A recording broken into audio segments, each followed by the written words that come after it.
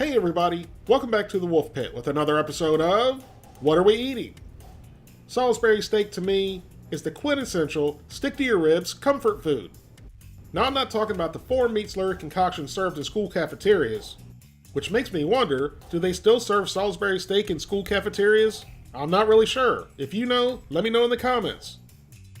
Those so-called Salisbury steaks didn't look like Salisbury steaks or really taste like Salisbury steaks. But I do have to admit, when served with a big scoop of the box mashed potatoes, they tasted more like the box than they did potatoes, with a good dose of the salt lick gravy. It was a tasty lunch back then. And even though I haven't matured much since then, my taste buds have matured. So now when I think about the quintessential stick to your ribs comfort food, this is the Salisbury steak I'm talking about. Moist and tender Salisbury steaks simmered in a rich onion gravy, which you could also add mushrooms to the onion gravy, but I'm the only one in my family that eats mushrooms, so I left them out. So if you want to see how I make this Salisbury steak, just stay tuned. But nowadays, some people don't have the time, the wherewithal, or simply don't want to take the time to make homemade Salisbury steak, even though it's very simple to make and it doesn't take that much time. So what do people do if they don't want to cook a meal and want instant gratification? They head down the frozen food section of their local grocery store and pick up a meal that they can either pop in the microwave or cook in the oven with little to no effort. A meal like the Stouffer's Classics Saltberry Steak, which is a roasted patty made with natural beef and pork, topped with onions and gravy with macaroni and cheese, and it contains no preservatives. This is the large size 16-ounce meal that costs $2.98. Before I even try this meal, I have a problem with it. Who was the genius that thought about serving macaroni and cheese with Salisbury steak? Everyone knows you have to have mashed potatoes with Salisbury steak, but I guess they thought everyone loves Stouffer's macaroni and cheese, we might as well just throw it in a random meal. If you're a big fan of Stouffer's macaroni and cheese, try the frozen Cracker Barrel macaroni and cheese. It's by far the very best frozen macaroni and cheese I've ever had, and even better than a lot of homemade macaroni and cheese I've had. So Cracker Barrel, if you're listening, that's a free shout out, so please send me some macaroni and cheese. So enough about the macaroni and cheese, let's try the Stouffer's Classics Saltberry Steak. And here's the list of ingredients. And the list of ingredients was much shorter than I expected. The serving size is the whole meal, which has 620 calories, 29 grams of total fat, 13 grams of saturated fat, 1.5 grams of trans fat, 80 milligrams of cholesterol, 1,620 milligrams of sodium, 51 grams of carbohydrates, 3 grams of fiber, 7 grams of sugars, and 38 grams of protein. And now you see why I called it Saltberry Steak. That is a massive amount of sodium in one meal. Yeah, I know all the online medical doctors are going to comment on this and say that sodium's not a big deal because our body needs it. Well, our body does need sodium, and it's not a big deal to all people. And some of you donkeys, sodium doesn't bother you a bit. But to some other people, that amount of sodium in one meal would be very detrimental to their health. So before you make a nasty comment about me making a big deal about the amount of sodium in this meal, try not to be a donkey and realize that everyone's not the same. Now I haven't even tried the meal yet, and I have a problem with it. On the front of the box, it said no preservatives. But then they go on and say this meal has 1,620 milligrams of sodium. Salt's been used as a preservative since before the beginning of recorded history. So with 1,620 milligrams of sodium in this meal, I'd consider it somewhat of a preservative. Now I don't know a whole lot about food preservation. Who am I kidding? I don't know anything about food preservation. So I really present a bad argument. But if one of you, the people, are more familiar with food preservation, I'd really love to see your comments whether or not the sodium in this meal should or should not be considered a preservative.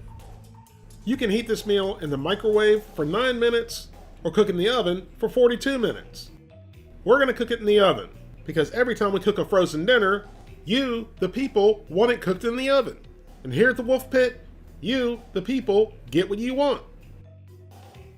So here's what the Salisbury steak and macaroni and cheese dinner looks like right out of the freezer and right out of the box. And the Salisbury steak and gravy look a little bit dark to me. The mac and cheese doesn't look bad, but that small amount of gravy that's poured over into the mac and cheese leads me to believe this meal was partially defrosted at some point. That's not necessarily a good thing. But I'm going to proceed to try this, so you, the people, don't have to. So now the meal goes onto a baking sheet and into a preheated 350-degree oven for 42 minutes. After cooking for exactly 42 minutes at 350 degrees, our Stouffer's Classics Salisbury steak and macaroni and cheese dinner is ready. And this meal is actually looking and smelling very good. I wish the instructions would have included removing the plastic from the macaroni and cheese at some point. That way you get that nice golden brown crispy top, which to me is the best part of macaroni and cheese. So we gave the macaroni and cheese a good mix. And as I was mixing it, it looked really dry. I mean, it didn't appear to be creamy whatsoever. And then we give the Salisbury steak itself a couple flips, and the dark, rich, and what I'm going to assume to be very salty gravy. So at this point, I decided to hold my thoughts on the gravy, because the more I looked at it, the more it looked like used motor oil. But it didn't smell like motor oil. It smelled really good. Motor oil or not, I was beginning to salivate. So after a couple more flips, it was time to try a piece of the Salisbury steak. So we cut off a big old piece, and then shanked it like a prison snitch, and then into the old pie hole it went. And for those of you that are not familiar with Salisbury steak, and are thinking that doesn't look like a steak at all, well, you're right, it's not a steak. It's basically a meatloaf patty that's simmered in gravy. And as soon as that piece of juicy meat slid in my mouth, it was like a tsunami of ocean water slamming into your taste buds. It was really salty, but at the same time, it was really enjoyable. The meat is super tender. It had a great texture. It wasn't spongy whatsoever, and although it was a little briny, it was delicious. So then I wanted to try what appeared to be 10W30 by itself. And on the spoon you can see, it's a little bit gummy, but what was super shocking about the gravy was it had very little flavor and wasn't salty at all. I thought the gravy would be the main culprit of the sodium. And the combination of the gravy and the Salisbury steak were good enough that I had to have another bite. And it was as good as the first bite, although salty. Next, it was time to try the prison food. I mean, dry looking macaroni and cheese. I mean, you guys have to agree with me, that looks really, really dry for macaroni and cheese. I've had Stouffer's macaroni and cheese a few times in my life, and it's never looked like this. And even though I'm not really a Stouffer's macaroni and cheese fan, the Stouffer's macaroni and cheese I've had before was okay. This macaroni and cheese is just bad. The only thing I can really taste is the elbow macaroni. So we tried it with a little bit of the gravy to see if it would liven it up. And even though the gravy didn't have a whole lot of flavor at all, it made the macaroni and cheese better. And after a bite or two, Mrs. Wolfpit and I started fighting over it. And then, of course, we had to try a bite with everything. The Salisbury steak, the macaroni and cheese, and the gravy. I know in the beginning I said macaroni and cheese and Salisbury steak was a weird combination, and I sarcastically called the person that combined the macaroni and cheese with the Salisbury steak dinner a genius. Well, they might be a genius after all.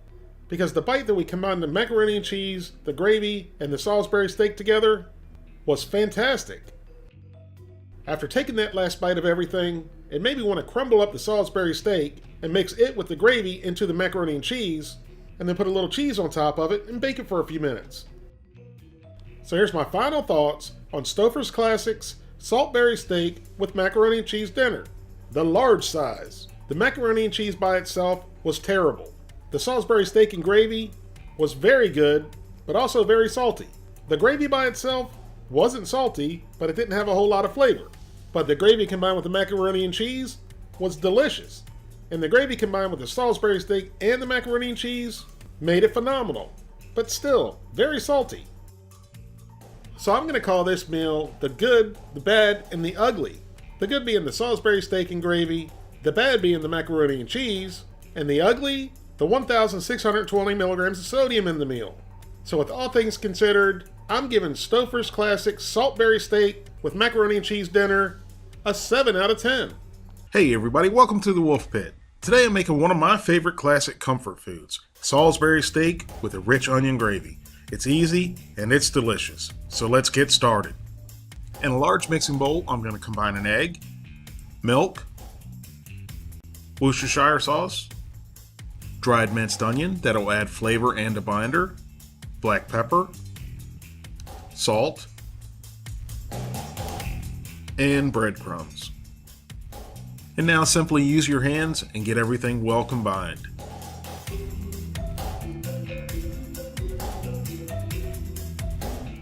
And now add your ground beef, and I'm using 80-20 ground chuck. That'll give you the most flavor and moisture. And now I'm going to form the mixture into the classic oval shape. You can form them into hamburger patties if you like, or even into small meatballs. And now on a large skillet over medium-high heat, I'm going to brown the patties for about 2 minutes per side, just to get a little color to them. I'm not trying to cook them through at this point. After 2 minutes, give them a flip and let them go for 2 more minutes.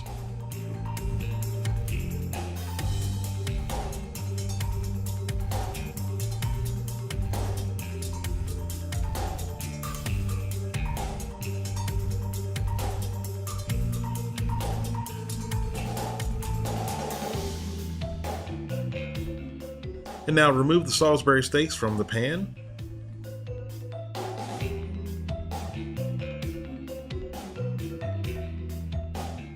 And now add some sliced, diced, or chopped yellow onion, and I'm using chopped.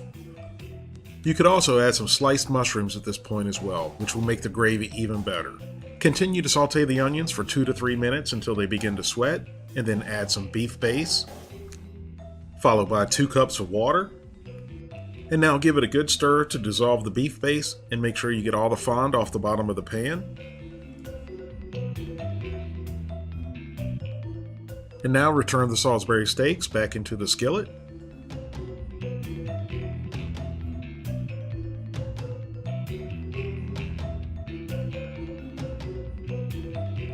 And now bring it up to a simmer, cover, reduce the heat to medium-low, and let it simmer for 45 minutes to an hour. After simmering for an hour, I'm going to add cornstarch slurry to thicken up the gravy.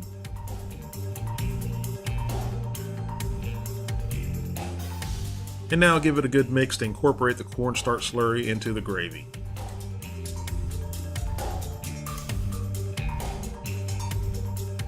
And now you have a beautiful, thick, rich, silky gravy. And that's all there is to making a rich, delicious, classic Salisbury steak with onion gravy. Add mushrooms and have mushroom gravy. If this looks like something you'd like to try at home, please give me a thumbs up. Thank you all very much for watching. I hope you give this a try, and I'll see you next time.